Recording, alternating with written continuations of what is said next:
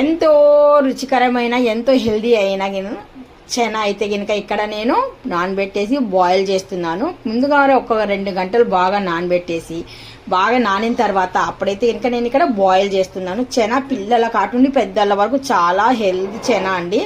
అందుకే నేను ఈరోజు మా ఉపవాసాని కోసం అనేసి ఇఫ్తార్ కోసం రెడీ చేస్తున్నాను.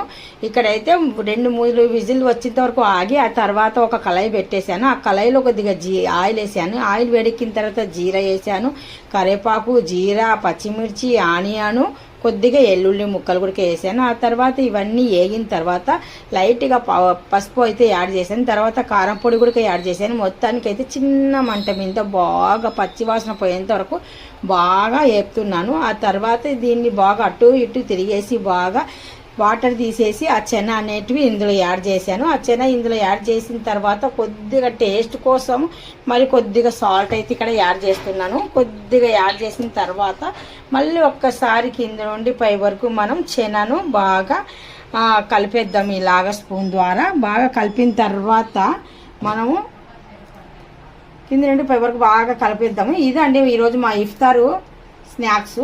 ఎలా అనిపిస్తుంది మీకు ఇఫ్తార్ స్నాక్స్? చాలా చక్కగా కమ్మగా టేస్ట్ అయిన స్నాక్స్ బాగుంది కదా. మీకు నచ్చితే కనుక జస్ట్ లైక్ చేయండి, షేర్ చేయండి. Thank you so much. Allah Hafeez.